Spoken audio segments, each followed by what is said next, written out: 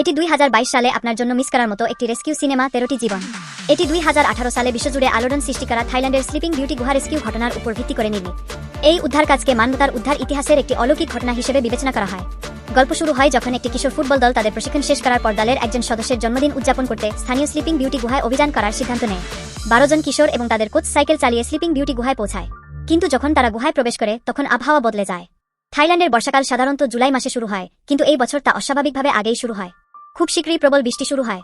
বাড়িতে সন্তানদের ফেরার অপেক্ষায় থাকা অভিভাবকরা যখন জানতে পারে যে তাদের সন্তানরা স্লিপিং বিউটি গুহায় গেছে তখন তারা উদ্বিগ্ন হয়ে পড়ে। কারণ প্রতি বছর বর্ষাকালে স্লিপিং বিউটি গুহা পাহাড়ের বন্যায় তলিয়ে যায়। বর্ষাকাল শেষ না হওয়া পর্যন্ত তারা গুহায় গিয়ে শিশুদের সাইকেলগুলোই কেবল দেখতে পায়। আর তখন গুহা ইতিমধ্যেই পানিতে তলিয়ে গেছে। এই ঘটনা দ্রুত সরকারের দৃষ্টি আকর্ষণ করে। স্থানীয় প্রশাসন খবর পেয়ে সঙ্গে সঙ্গে সিলের বিশেষ বাহিনীকে উদ্ধার কাজে সহায়তার জন্য ডাক দেয়। এখানে উল্লেখ করা দরকার যে থাইল্যান্ডের প্রশাসন আমাদের দেশের প্রদেশের গভর্নর বা মহানগরের মেয়রের সমতুল্য। যখন সিলের বাহিনী ঘটনাস্থলে পৌঁছায় তখন রাত 12টা বেজে যায়। সেই সময়ে স্থানীয় প্রশাসন উদ্ধার কাজের জটিলতা বুঝতে পারেনি। তারা ভাবছিল সিলের বাহিনী অবশ্যই শিশুদের উদ্ধার করতে পারবে। সময় দ্বিতীয় দিনের সকালে 5টায় সিলের বাহিনীর সদস্যরা গুহার প্রবেশপথে ফিরে আসে। তারা শিশুদের দেখতে পারেনি, এমনকি কিছু সদস্য আহত হয়েছে। কারণ গুহার একটি অংশ অত্যন্ত সংকীর্ণ এবং প্রবল বৃষ্টির কারণে পানির প্রবাহ খুব দ্রুত ছিল। সদস্যরা একটি তিনমুখী মোড়ে পৌঁছানোর পর আর এগোতে পারেনি এবং এই তিনমুখী মোড় গুহার প্রবেশপথ থেকে 1060 মিটার দূরে, যা গুহার গভীরতার মাত্র 1/3। তখন স্থানীয় প্রশাসনও উদ্ধার কাজের কঠিনতা উপলব্ধি করে। দ্বিতীয় দিনে প্রশাসন অনেক স্বেচ্ছাসেবককে সহায়তার জন্য সংগঠিত করে এবং গুহা থেকে পানি বের করার জন্য প্রচুর পাম্প পাঠায়। কারণ ব্যাংকের জলবিদ্যুৎ প্রকৌশলীরা দেখেন যে পানি বের করার এই পদ্ধতি কার্যকর নয়। কারণ গুহার পানি পাহাড়ের ফাটল থেকে প্রবাহিত হচ্ছে। যদি পাহাড়ের ফাটলের সমস্যা সমাধান না হয় তবে পানি বের করা সম্পূর্ণ অকার্যকর। তাই তিনি স্থানীয় গ্রামবাসীদের নিয়ে পাহাড়ের শিখরে উঠে যাওয়ার পরিকল্পনা করেন, যাতে পাহাড়ের শিখরের জল প্রবাহকে নিচে নিয়ে আসা যায়। একই সাথে প্রশাসন আন্তর্জাতিক সম্প্রদায়ের কাছে উদ্ধার সাহায্যের আবেদন জানায়। সময় যখন শিশুদের আটকে পড়ার 5ম দিনে পৌঁছায় তখন গুহা উদ্ধার বিশেষজ্ঞ ইউগা উদ্ধার আহ্বান পান। তিনি একইভাবে উদ্ধার বিশেষজ্ঞ কিউংকে যোগাযোগ করেন এবং দুজনেই একই রাতে ঘটনাস্থলে পৌঁছান। তারা কোনো বিশ্রাম না নিয়ে সোজা ডাইভিং সরঞ্জাম পরিধান করে গুহায় প্রবেশ করতে প্রস্তুত হন, কিন্তু প্রবেশপথে সিলের সদস্যরা তাদের বাধা দেয়। ইউগা এবং কিউং তাদের পরিচয় জানালে এবং প্রশাসনের অনুমোদন পাওয়ার পর সদস্যরা তাদের ভিতরে প্রবেশ করতে দেয় এবং গুহার ভেতরের বিপদের কথা জানায়। গুহার ভেতরে স্বেচ্ছাসেবকরা পানি বের করে নিয়ে গেছেন, যা প্রবেশপথ থেকে 800 মিটার দূরে 3 নম্বর গুহায় পৌঁছেছে। ইউগা এবং কিউং পানির নিচে প্রবাহিত হন, সিলের সদস্যদের দ্বারা ছেড়ে দেওয়া নির্দেশিত রেখা অনুসরণ করে। পানির নিচের পথটি খুব কঠিন ছিল, সেখানে অসংখ্য স্থালাকৃতি পাথর ছিল। 3 ঘন্টা 20 মিনিটের ডাইভিংয়ের পর তারা অবশেষে তিনমুখী মোড়ে পৌঁছান। যখন তারা আরও এগোতে প্রস্তুত হন তখন পাহাড়ের পানি প্রবাহিত হয়ে একটি পাথরের দেয়াল ধসে পড়ে। শক্তিশালী পানি প্রবাহিত হয় এবং তারা তখনই সিদ্ধান্ত নেন ফিরে যাওয়ার। যখন তারা 3 নম্বর গুহায় ফিরে আসেন তখন এটি ইতিমধ্যেই পানিতে তলিয়ে গেছে। একজন পানি বের করার স্বেচ্ছাসেবক সময়মতো পালাতে পারেননি, তাই কিউং ওই স্বেচ্ছাসেবককে গুহা থেকে বের করে নিয়ে যান। কিন্তু স্বেচ্ছাসেবক কখনো ডাইভিং প্রশিক্ষণ নেননি এবং ভয়ের কারণে মাঝপথে বারবার অস্থির হয়ে পড়ে, এমনকি কিউংয়ের সরঞ্জামও ফেলে দেয়। সৌভাগ্যবশত পথটি খুব দূরে নয়, 3 জনই নিরাপদে বেরিয়ে আসে। যখন ইউগা জানতে পারেন যে 2 জন গুহা বিশেষজ্ঞ কেবল পূর্ববর্তী সিলের সদস্যদের মতো অবস্থানে পৌঁছেছেন তখন তিনি আবারও এই উদ্ধার কাজের প্রতি বিশ্বাস হারান। এখন ইউগা আর আশা করেন না যে তারা শিশুদের জীবিত উদ্ধার করতে পারবেন। দ্বিতীয় দিন আলোচনা শেষে নিরাপত্তার কারণে ইউগা সিদ্ধান্ত নেন যে বৃষ্টি না থামা পর্যন্ত আর কোনো সদস্যকে ডাইভিংয়ে পাঠানো হবে না। কিন্তু পাহাড়ের শিখরের পানি বের করার কাজ অব্যাহত থাকে।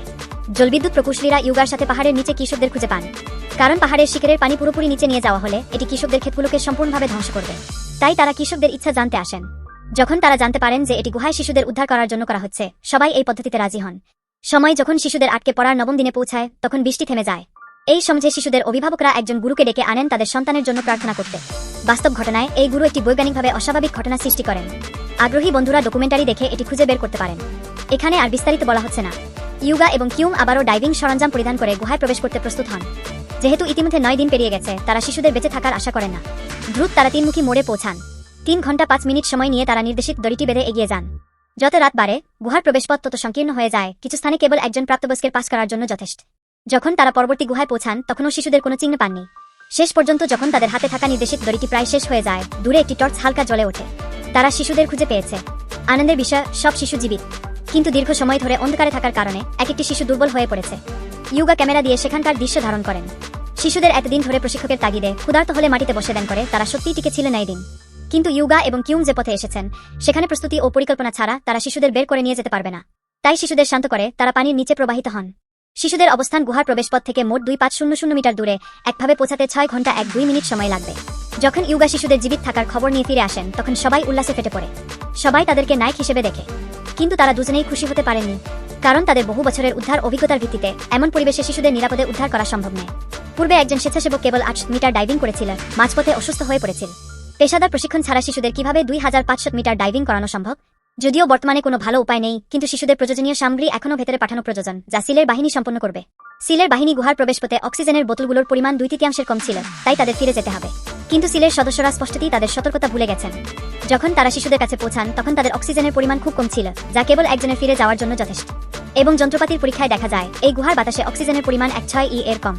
অর্থাৎ যদি তারা শিশুদের উদ্ধার করার ব্যবস্থা না নেয় তাহলে সবাই অক্সিজেনের অভাবে মারা যাবে। যখন সদস্যরা এই খবর নিয়ে ফিরে আসে তখন ইউগার পরিকল্পনা ছিল পানি সম্পূর্ণভাবে বের করে নিয়ে যাওয়া এবং পরে শিশুদের উদ্ধার করা, কিন্তু তা একেবারে পরিবর্তিত হয়ে যায়। এটি এমনকি বৃষ্টি না হওয়ার অবস্থায় গুহার অক্সিজেন এক দীর্ঘ সময় ধরে টিকিয়ে রাখা সম্ভব নয়। এই পরিস্থিতি ইউগা মিডিয়াকে জানাতে সাহস পাননি। যখন সবাই অসহায় হয়ে পড়ে তখন কিউম একটি পাগলাটে পরিকল্পনা নিয়ে আসেন। তারা তাদের মনে করেন যে উদ্ধার কাজে সক্ষম সকল বিশেষজ্ঞদের সাথে যোগাযোগ করেন, যার মধ্যে একজন ডাক্তারও ছিলেন যার নাম হ্যারি। আর এই হ্যারি তাদের উদ্ধার পরিকল্পনার মূল চাবিকাঠি। যখন হ্যারি পৌঁছান তখন তারা তাকে তাদের পরিকল্পনা জানান। হ্যারি একজন শীর্ষস্থানীয় অ্যানেস্থেসিওলজিস্ট। তারা পরিকল্পনা করেন শিশুদের অ্যানেস্থেসিয়া দিয়ে তাদের মতো পণ্য হিসেবে বের করে নিয়ে আসবেন। কিন্তু এই পরিকল্পনার সঙ্গে সঙ্গে হ্যারির বিরোধিতা পায়, কারণ অ্যানেস্থেসিয়ার পর একজন বিশেষজ্ঞের তত্ত্বাবধান প্রয়োজন, অন্যথায় অ্যানেস্থেসিয়ার অধীনে থাকা ব্যক্তি নিজের লালা দ্বারা ডুবে যেতে পারে। এবং যদি পানির মধ্যে অ্যানেস্থেসিয়া দেওয়া ব্যক্তি হঠাৎ জেগে ওঠে তবে ভয়ের কারণে তিনি লড়াই করতে পারেন। এই পদ্ধতিতে শিশুদের বেঁচে থাকার হার 2.0 এর কম। হ্যারির প্রত্যক্ষণের পর তারা আর এই বিষয়ে আলোচনা করেননি। কিন্তু যখন সময় 15 দিনে পৌঁছায় তখন একজন সিলের সদস্য শিশুদের জন্য সামগ্রী নিয়ে আসার সময় অক্সিজেনের দড়িতে আটকে যায়। দড়ি খুলতে গিয়ে অক্সিজেনের মুখটি হঠাৎ পড়ে যায়। শেষ পর্যন্ত অক্সিজেনের অভাবে ওই সদস্য মারা যান। হ্যারি যখন এটি দেখে তখন তিনি অবশেষে সিদ্ধান্ত নেন এবং তাদের পরিকল্পনায় সম্মতি দেন। তারা এই পরিকল্পনা এবং ঝুঁকি প্রশাসনকে জানায়। যদিও বেঁচে থাকার হার 2.0 কিন্তু এটি বর্তমানে একমাত্র উপায়। তাই প্রশাসন ডর্ধতন কর্তৃপক্ষকে রিপোর্ট করার পর এই পরিকল্পনায় সম্মতি দেন।